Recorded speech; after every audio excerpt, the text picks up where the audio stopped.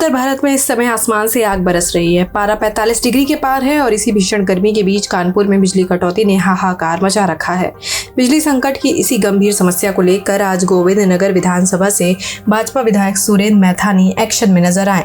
विधायक सुरेंद्र मैथानी ने पार्षदों और बीजेपी कार्यकर्ताओं के साथ कैस्को की प्रबंध निदेशक यानी MD नेहा जैन से मुलाकात की और उन्हें एक ज्ञापन सौंपकर जनता की समस्याओं का तुरंत समाधान करने की मांग की। इतना ही नहीं, बीजेपी विधायक ने कैस्को अधिकारियों को चेतावनी देते हुए कहा कि अगर उनके विधानसभा क्षेत्र के अंतर्गत बिजली कटौती से आम जनता परेशान हुई तो वह चुप नहीं बैठेंगे और इसके खिलाफ बड़ा कदम उठाएंगे। वहीं इस पूरे मामले पर कैस्को MD नेहा जैन ने सफाई देते हुए कहा कि बिजली विभाग से संबंधित सभी मेंटेनेंस और कार्यों पर तेजी से काम चल रहा है। विधायक सुरेंद्र मैथानी ने जिन समस्याओं और मांगों को उनके सामने रखा है उनका जल्द से जल्द निस्तारण किया जाएगा। देखिए, हमारे गोविंद नगर विधानसभा क्षेत्र में बिजली की समस्या कुछ ज़्यादा ही हो गई है। वैसे तो पूरे कानपुर में भी ये फॉल्ट की वजह से तो यहाँ हम लोग कैस्को MD के पास आए थे।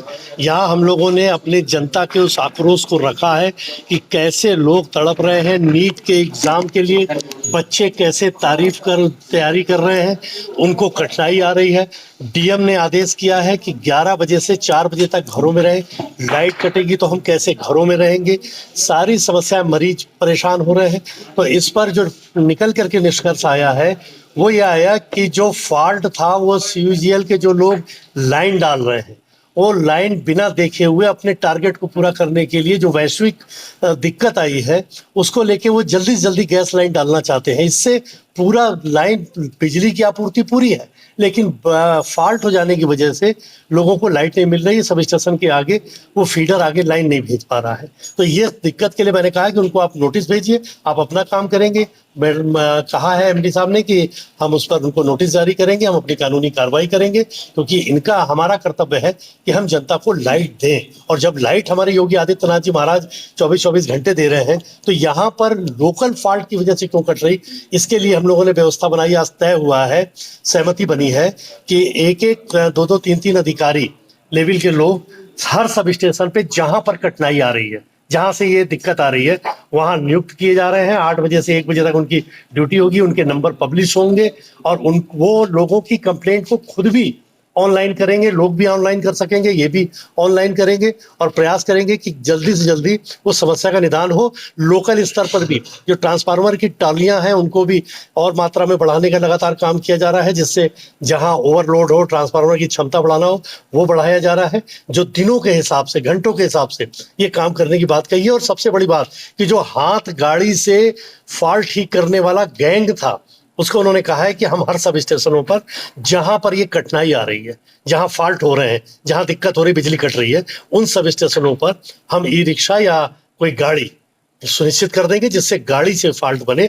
और जब ये व्यवस्था पूरी कंट्रोल हो जाएगी तब उसके बाद सामान्य स्थिति में फिर वही आ जाएगा। लेकिन जनता बिजली के लिए परेशान ना हो, ये नैतिक जिम्मेदारी गोविंद नगर विधानसभा क्षेत्र में मेरी है।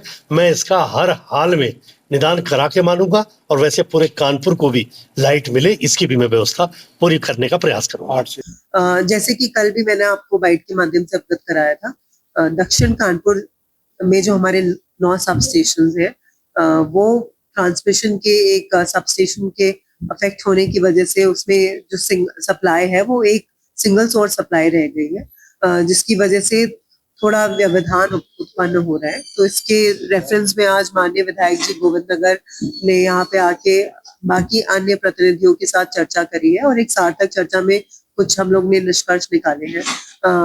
हम लोग पहले भी PCAR ड्यूटी हम लोग ने लगाई है अपने अधिकारियों की, उनके नंबर हम लोग सार्वजनिक करेंगे कि लोगों को जो एक समस्या है कि ग्राउंड लेवल पे कोई अधिकारी मिले, उसके लिए हम लोग नंबर शेयर कर देंगे। जो भी PCAR में हम लोग ड्यूटी लगा रहे हैं, अपने एग्जाम्स AEs और JEs की जो ड्यूटी हम लोग लगा रहे हैं, साथ ही इसमें CUGL से आवश्यक समन्वय करके ये इंश्योर किया जाएगा कि भविष्य में उनके द्वारा कोई हमारी अंडरग्राउंड केबल को डैमेज नहीं किया जाए।